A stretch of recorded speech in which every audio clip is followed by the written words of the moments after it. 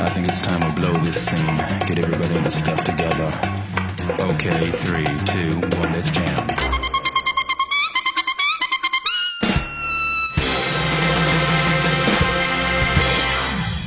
On today's episode of 1 Minute Reactions Directed Certain Scientific Accelerator, episode 11, Perfect Golem, Perfect Body. Ooh, we are gearing up for something good. This episode is definitely ratcheting up that tension. Now, last we left off, we found out that Hirumi is no longer Hirumi, but actually being controlled by a pseudo-soul who's being manipulated by Isaac, a former head of the House of Rosenthal. And now that the download is complete, utilizing the 10,031 deaths, sprouts a giant sephirotic tree, also known as the Tree of Life, saying she will finally grant the Rosenthal's 400-year-old wish, creating a perfect body and perfect soul, thus becoming God. So in the last episode, what I thought was merely a visual effect to show the dire situation that the group is now in, seems to be much more in that. Starting out this episode, a random student notices that the colors are changing, and the only colors that are clear and concise are those ones possessed by the sephirotic tree. So I am curious, is it somehow manipulating colors, or is it maybe absorbing something to evolve, and in doing so it is altering the color spectrum, or maybe just messing with the atmosphere somehow? I'm not 100% sure, but either way, I gotta say it is a pretty badass effect. Also starting out this episode, Hirumi is doing something that you shouldn't do. She is pissing off Accelerator. As Accelerator goes to confront this monstrosity, she begins her,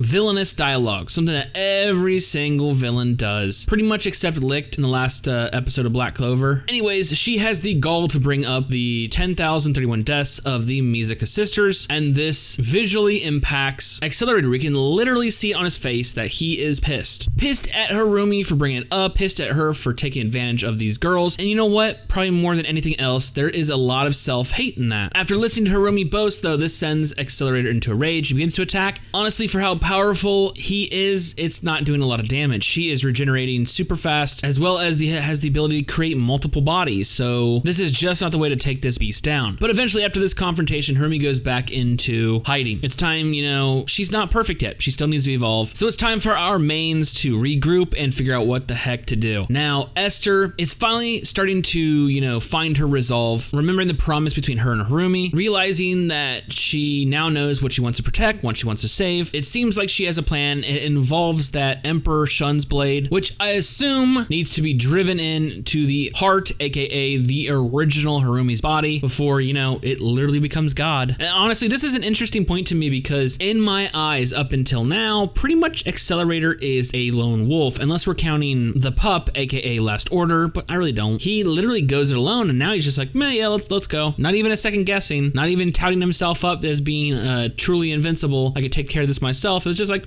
let's go. So now it's him, Esther, Hasami, and the Mizuka sister, and the half-dead Hishigata, who somehow still thinks that Hirumi is alive. I don't know, maybe she is. Maybe a bit of her soul is still left over. Honestly though, for those siblings, the shit is just looking bleak. They decide to head into this monster to try to find its core. Meanwhile, on the outside, shit is looking grim. Hirumi has, taken upon herself to get this evolution, kick it in gear. Decides to start devouring DA agents, anti-skill, like whatever she can get her hands on to help speed up this process, and she's just absorbing everything and everyone. Honestly, if she is God, this world is screwed. But then again, there is a bright light at the end of this tunnel in the form of Accelerator. Even though Hirumi is onto their plans, she begins attacking them. Not only that, but creating like zombies. Basically, they have no pseudo souls, or they're not alive yet. I don't know, there's this weird mix. The best thing I call them is zombies. And honestly, who knows what else as they go deeper into Hirumi to find and destroy this monster once and for all. I gotta say, I am loving the series. I absolutely loved Accelerator's one line today. He hit it with such a powerful line, is this is not a job for a hero, it's a job for a son of a bitch villain. I gotta say that resonated with me because he is not a hero. He is an anti-hero. He was a villain who changed and is slowly beginning to evolve into something more than just your typical bad guy. He is, in my eyes, the one not scared to get his hands dirty. And this is what we need. We need a monster to fight another monster. I also love that the visual effect was tied into the story. It wasn't just to show that there is a dire situation situation going on, but also that this being is so powerful that it's literally distorting the color spectrum. Not only that, but music-wise, I want to say when we got into our fighting sequence and it started like, I wouldn't call it metal, but it was just some ass-kicking music. I started bobbing my head to it. It definitely got me in the mood to fight. Now, before we wrap this up, I have to bring up one point. Where the hell is everybody? I know that the timelines of the series are very overlapping. Multiple events are constantly going on during the same time. Seriously though, where is Toma? Where's Railgun? Where's Index? Where the hell is anybody? Also, from my understanding, Aleister Crowley is, the creator of Academy City. I believe,